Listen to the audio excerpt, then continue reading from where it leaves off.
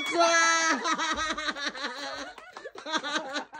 Yes. Hello mga keke! Yes! Ito kami ngayon sa Dera City Center kasama aking labi dahil meron kaming tina-target na regalo sa aking mami. Pero bago yan, lapok muna. Yes po, napagdesisyonan ko po bilang isang anak na regaluan yung nanay ko kasi hindi naman pwedeng kami lang ang may mga gandang cellphone. Yes, kaya naman po, isa sa mga wish ng mama ko ay magkaroon ng magandang pang-camera, pang-video sa kanya, pang-TikTok niya, pang-video sa apo niya. Kaya napag-decidean ko ang kanyang pinapangarap na Samsung S23 Ultra 256GB fully paid.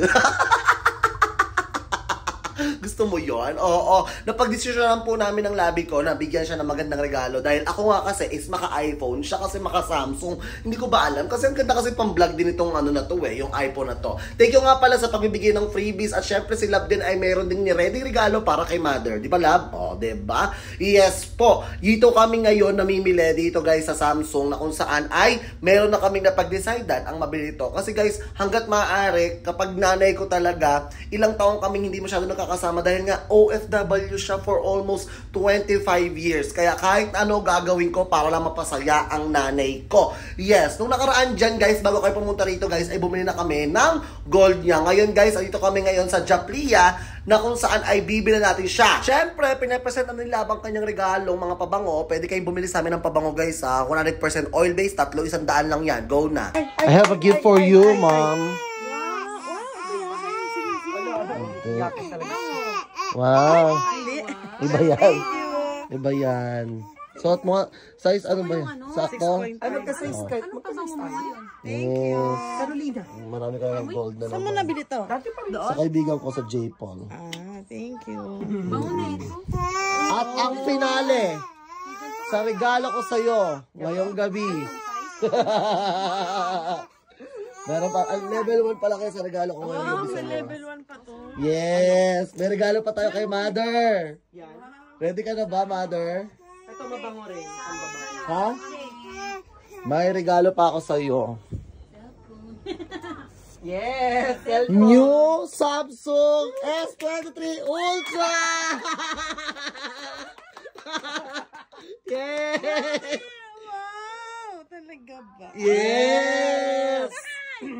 Oh. Thank you, Alimem. Versace na dila. Ayan, ano yan? Wireless charger yan para kahit nakapatong lang. Tapos meron ka rin na, ano dito? Naiyak ikaw. Meron ka rin to pang-charge. Ang ganto. Buksan mo. Isang ganto. Kasi ang cellphone niya mga kayas at Kenya, sa cellphone mo dalawang tsaka. Ito yung cellphone niya guys. Samsung ano to A23.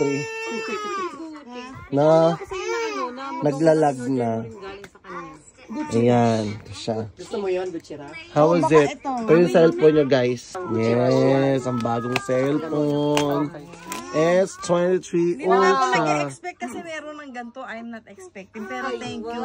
God bless you more. Thank you, Kukuy. Thank you. And Isa sa mga natutunan ko bilang isang anak ng OFW ay pagkakaroon ng sakripisyo sa kanilang mga anak. Yung tipong hindi na nila kailangan bumili pa para sa sarili nila, mabigyan lang yung anak nila ng mga ganda at mga garang mga gamit, mabigyan ng magandang pag-aaral. At ito na yung pagkakataon ko para gumanti naman sa mama ko. Yes, una yung bahay, yung kondo. Ito naman is unti-unti kung tinutupad yung pangarap ko sa kanya ang magkaroon siya ng kasiyahan sa kanyang sarili. Kasi minsan lang ito mangyari sa buhay natin at habang tayo ay buhay pa sa mundong ibabaw, mas piliin natin ang mapasaya ang ating mga magulang. Salamat po!